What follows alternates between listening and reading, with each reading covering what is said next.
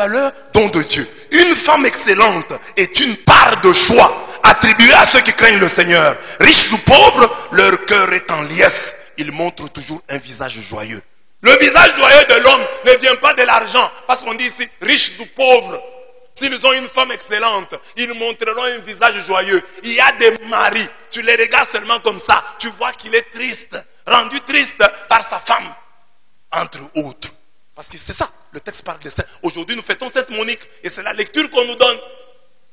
La femme, si elle est excellente, elle rendra son mari joyeux. Quelle que soit la situation de sa poche, qu'il ait de l'argent ou non. Mais comme il a trouvé une femme excellente, il aura toujours un visage joyeux.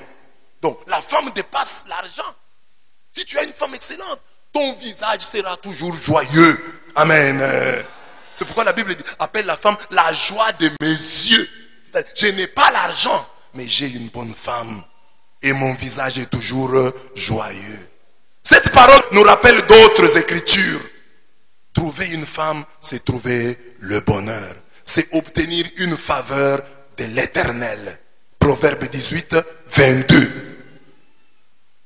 Proverbe 12, 14 dit, on peut hériter de ses pères une maison et des richesses, mais une femme intelligente est un don de l'Éternel.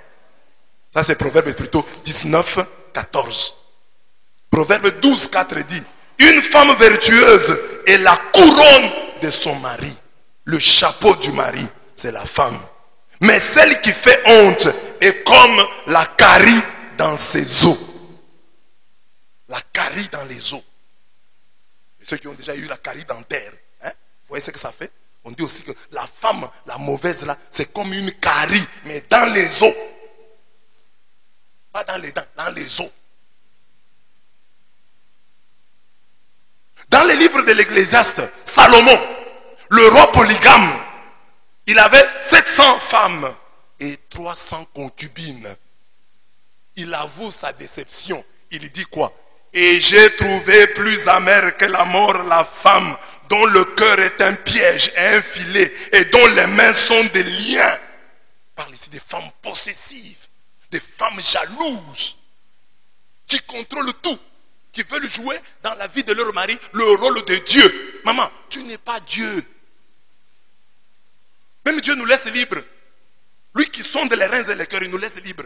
Mais cette femme ne laisse pas son mari respirer. Elle contrôle tout. Elle est omniprésente. Elle peut débarquer au travail comme ça pour contrôler. Elle peut débarquer. Elle cherche son mari même dans les débits de boissons.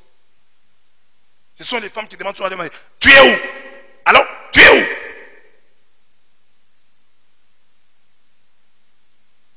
Liens, on dit, ses mains sont des liens. Celui qui est agréable à Dieu échappe à la mauvaise femme. Mais le pécheur est pris par elle. Ah, les gens qui ont de mauvaises femmes, qui disent que leur femme est mauvaise, la Bible aussi vous répond en disant que vous qui avez de mauvaises femmes, c'est une punition de Dieu. C'est la conséquence de votre mauvaise vie. Vous avez détruit les cœurs de tant de femmes. Et vous voulez voir une femme qui n'est pas blessée. Mais vous en avez blessé. La femme que vous voyez là a été blessée par un autre homme. Comme vous avez aussi blessé beaucoup de femmes et que vous avez abandonné. Et maintenant vous voulez avoir une femme excellente, une femme parfaite. Non! Dieu dit ici, ceux qui le craignent, ce sont ceux-là qui ont droit à une femme excellente. Mais le pécheur est pris par la femme mauvaise. Celui qui est agréable à Dieu échappe à la femme mauvaise. Mais le pécheur est pris par elle. Voici ce que j'ai trouvé, dit l'Ecclésiaste, en examinant les choses une à une pour en saisir la raison. Voici ce que mon âme cherche encore et que je n'ai pas trouvé. J'ai trouvé un homme entre 1000, mais je n'ai pas trouvé une femme entre elles toutes. Ecclésiaste 7, 26 à 28. Dit, moi, Salomon, j'ai 1000 femmes à ma disposition, mais de toutes les 1000 là, je n'ai trouvé aucune femme. Qui trouve une femme trouve le bonheur. Et là, c'est une manière de nous dire que la polygamie ou l'infidélité de certains hommes, c'est parfois derrière cette polygamie et cette recherche et cette infidélité se cache la recherche de la meilleure femme. Ce n'est pas pour justifier la polygamie, mais c'est pour dire que il y a des femmes, pas toutes, mais il y a des femmes qui sont à la base de la polygamie. Il y a aussi des hommes insatiables. Oui, il y en a qui ne sont pas rassasiés. Vous pouvez leur donner toutes les femmes du monde, ils ne se rassasieront jamais. Ils existent. Mais ici, puisque nous fêtons Sainte Monique et que nous parlons des femmes, nous voulons interpeller les femmes en leur disant, maman, vous avez le pouvoir de mettre fin à la polygamie. Vous avez le pouvoir d'arrêter l'infidélité si vous êtes de bonnes femmes. Si vous jouez auprès de votre mari le rôle que Dieu vous a assigné. Si vous devenez et que vous restez le don de Dieu. Amen. Amen.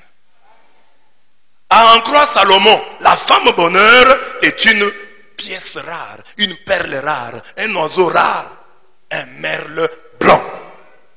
Et nous pouvons croire, je viens de le dire ici, ce roi polygame, Salomon était roi polygame, nous pouvons lui faire confiance, car il parle d'expérience.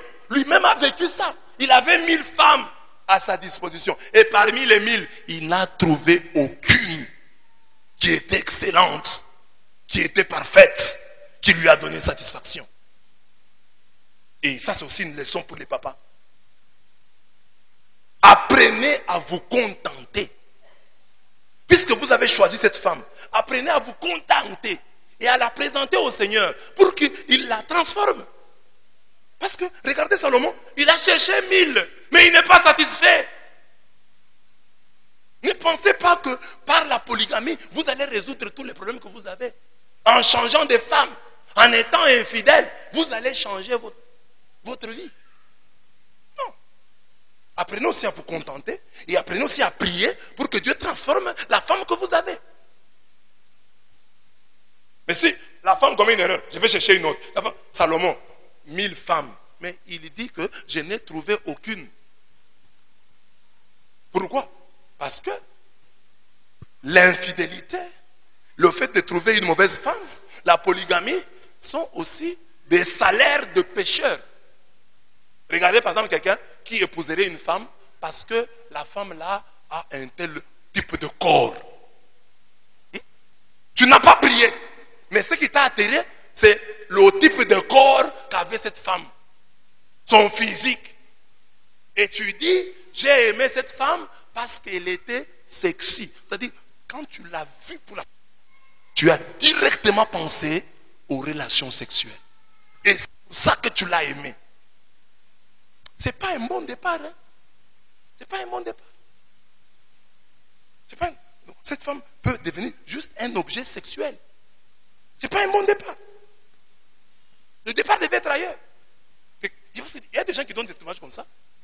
Je suis allé à l'église. J'ai vu la manière dont cette femme priait. J'ai vu comment cette femme a répondu à son grand frère. J'ai vu comment cette femme parlait à ses amis. C'est ça qui m'a attiré. Mais il y a des gens qui se sont mariés parce qu'ils ont vu quelque chose dans le corps de la femme. Ils ont été attirés par les jambes, par les, je ne sais pas quoi, les seins. Sa jupe avait une fente. Et j'ai vu la cuisse. C'est ça qui m'a attiré. C'est un mauvais départ. Il y a des gens qui sont attirés par autre chose. J'ai rencontré une fille, témoignage de quelqu'un qui s'est marié. Oh, j'ai rencontré une fille. Oh, cette fille-là, ma femme ici, vous voyez, je l'ai aimée parce que je l'ai trouvée en train de lire un livre sur la physique nucléaire. C'est ça qui m'a attiré. Je l'ai trouvée à la grotte. J'ai vu ce qu'elle a fait lors de la procession mariale. Elle était là. Quand il chantait, j'ai aimé sa voix. Ce sont des choses qui attirent. Mais Salomon sera perdu par ses nombreuses femmes. Quand Salomon fut vieux, ses femmes détournèrent son cœur vers d'autres dieux. Et son cœur ne fut plus tout entier à Yahweh son Dieu, comme avait été celui de son père. 1 Roi 11, 1 à 13. vais lire la suite. Comment la femme peut-elle détourner le cœur de son mari vers d'autres dieux? Je l'ai dit ici. Ce mari ne fumait pas. Ce mari ne buvait pas. Ce mari était fidèle. Maintenant, il devient infidèle. Ce mari devient fumeur. Ce mari devient alcoolique. On dit, c'est possible. Cette femme ait détourné le cœur de son mari vers d'autres dieux. Les femmes aujourd'hui, c'est sainte Monique. J'ai détourné le cœur de mon mari vers quel Dieu? Quelles addictions il n'avait pas et qu'il a maintenant? Quel péché il ne commettait pas et qu'il commet maintenant? Est-ce que ce n'est pas à cause de moi? C'est sainte Monique que nous fêtons aujourd'hui. Et je vous interpelle, maman. Il y a des défauts qui n'étaient pas dans votre mari avant. Il les a maintenant. Vous n'y avez pas contribué. Un mari peut faire confiance à sa femme. Hein? Il lui raconte une histoire. Vraiment. Il dit non, ma femme, voilà ce que j'ai fait. Hein, c'était mauvais. Mais à partir de ce moment-là, le monsieur voit comment la femme commence à se comporter à son égard. Il dit, ah, l'erreur que j'ai commise ici, c'est de demander pardon à ma femme. Désormais, comme j'ai demandé pardon et qu'on se joue maintenant de moi, je ne demanderai plus pardon.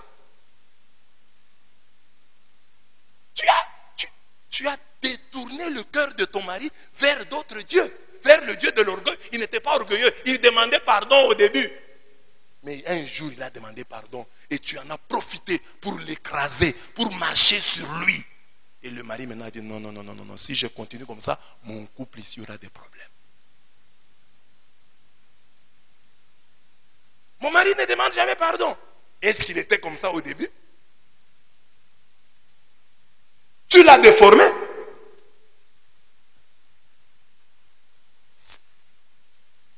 À la lumière de cette expérience malheureuse du roi Salomon, retenons, je l'ai dit ici, que la polygamie est parfois une recherche désespérée de la femme de valeur. Car trouver une femme de valeur est un don que Dieu accorde à ceux qui le craignent. Donc, il y a là la condamnation et de la femme et de l'homme. L'homme qui passe de femme en femme, c'est un pécheur, un mauvais, un homme qui ne craint pas Dieu.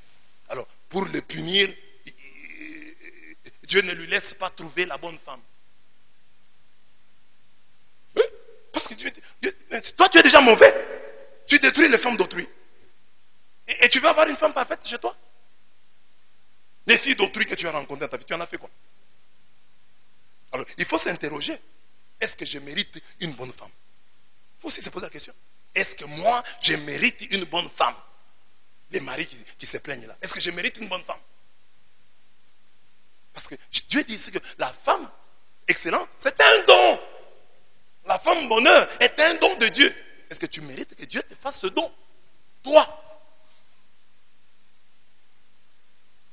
Et il y a des maris que Dieu a comblés, à qui Dieu a donné des femmes excellentes. D'abord, la question est de savoir, est-ce que tous les hommes sont-ils capables de voir la femme de valeur? Parce qu'il y a des femmes de valeur, hein? Mais un homme ne sait pas voir. Comme il y a des hommes de valeur que les femmes ne savent pas voir. Tout le monde n'a pas les yeux spirituels pour dire, j'ai trouvé l'homme de valeur, j'ai trouvé la femme de valeur. Tout le monde n'a pas les yeux. Il faut d'abord demander à Dieu des yeux spirituels pour découvrir l'homme, la femme de valeur. Mais, quand vous vous rendez compte que vous avez une femme de valeur, louez Dieu, remerciez Dieu, Seigneur. Parce que les hommes peuvent remercier Dieu pour le repas, peuvent remercier Dieu pour les enfants. Mais parfois, ils oublient de remercier Dieu pour la femme qu'ils sont. Papa, mets-toi au-dessus et je nous dis, merci Seigneur, tu m'as donné une bonne femme. Et ouvrez l'œil et le bon pour voir ce qu'il y a de positif dans votre femme. Parce que souvent, nous avons des yeux ouverts seulement sur leurs défauts. Regardez bien, vous trouverez que vous avez une femme de valeur. Et comparez souvent votre femme à d'autres femmes. Pas seulement à celles qui dépassent votre femme, mais regardez aussi les femmes que votre femme dépasse. Ça va vous aider à dire que ma femme, c'est quelqu'un. Elle a du prix, elle a de la valeur. Parce que vous pouvez vous plaindre. Vous avez une femme qui est têtue. Vous dites, ma femme est têtue. et n'écoute pas. Bon. Alors, tu envies une autre. Mais celle-là est voleuse. Celle-là est infidèle. Mais quand tu vas aller avec l'infidèle et la voleuse, tu vas envier la têtue là. Parce que la têtue là n'était pas têtue chaque jour. Mais de temps en temps. Peut-être c'était de ta faute. Mais tu vas maintenant regretter. Non, non, non. Ma têtue là était bonne. La soumise que j'ai cherchée là est voleuse et est infidèle. Oui. Donc, il faut rendre grâce à Dieu pour tout bien que vous voyez dans votre femme. Amen.